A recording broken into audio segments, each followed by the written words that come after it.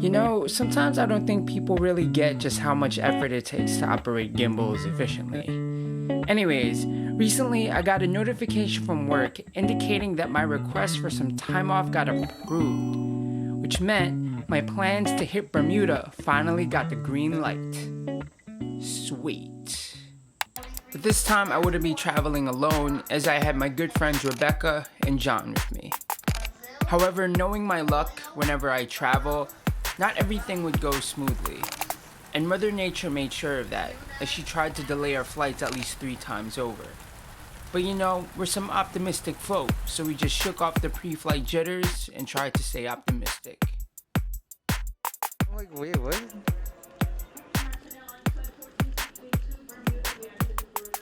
And even though we had some turbulence on the 2-hour flight, we safely made it to Bermuda and headed to John's friend's house, where we would settle and get our bodies ready for the next morning.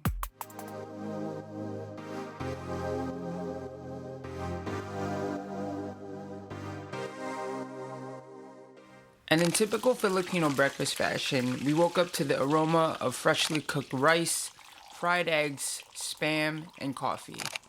I really can't thank Jobet, Ann, and company enough for being so hospitable for us during our stay. And thanks to them, with bellies full, we were able to head into Hamilton to head for the bus station. Now, one can tell a lot about the locals on a simple bus ride, where people get on the bus and greet each other because it's the island way. And even though we had the look of lost upon us about 98% of the time, the locals were so kind to offer help, just like Brother Richie, who offered us help in directing us to where we needed to go. And it's because of kind people like him that we were able to always find our destination. Just like this one, the famous Horseshoe Bay.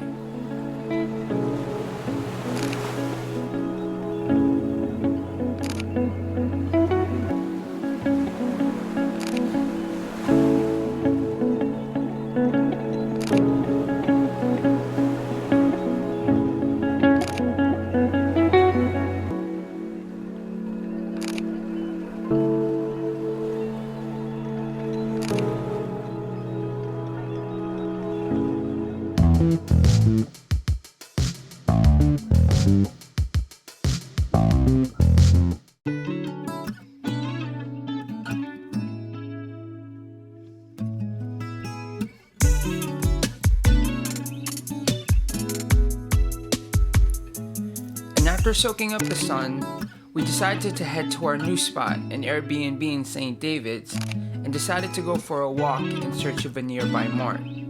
We found nothing of the such, but stumbled upon a little hidden dock where we were able to take in our first full day in Bermuda. And although the walk back was dimly lit, it was nonetheless the perfect ending to an already memorable 36 hours. Now, although the weather wasn't as great as we expected it to be, it was still no excuse to not make the best of our days.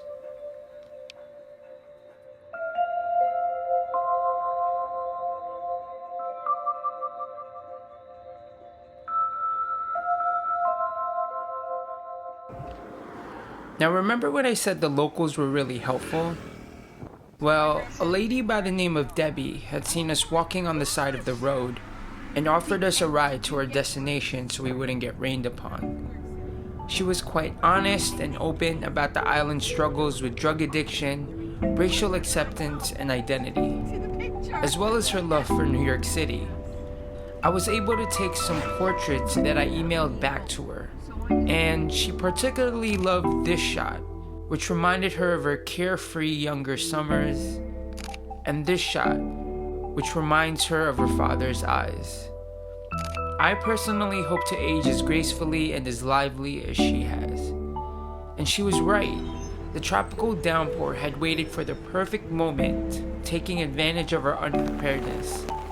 But not even the passing storm could stop us from appreciating this moment together, although it did a pretty damn good job. We just got caught in a thunderstorm in Bermuda.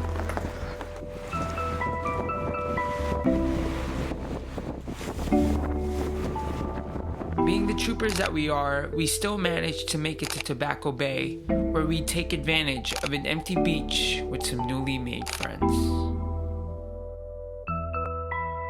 One of the things I appreciated the most about the trip was our willingness to accept moderately bad weather and still find enjoyment within it. I always associate beaches with sunny days, but kicking it on the beach with the storm front just a stone's throw away was something poetic, cliche, and metaphorical all in one.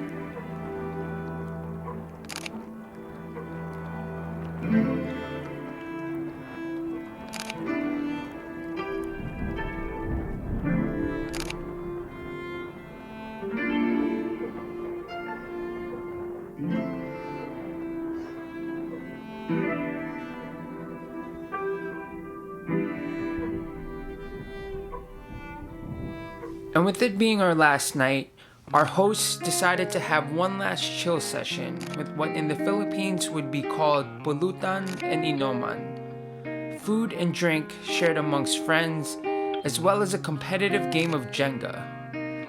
Being somebody that doesn't get out much, it's moments like this, especially on the road, that stick with me more than anything. Trading stories of how our lives are both similar and different, as well as a staple karaoke sing-along.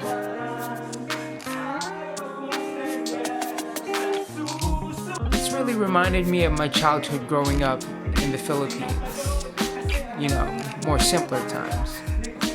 In other words, the perfect send-off.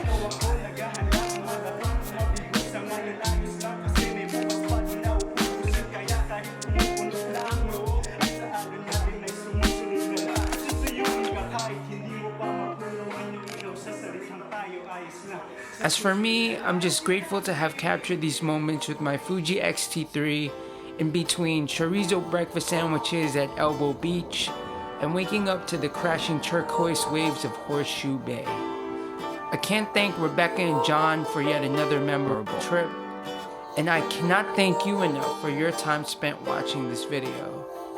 So always remember, where there is a will, there is a wayfarer.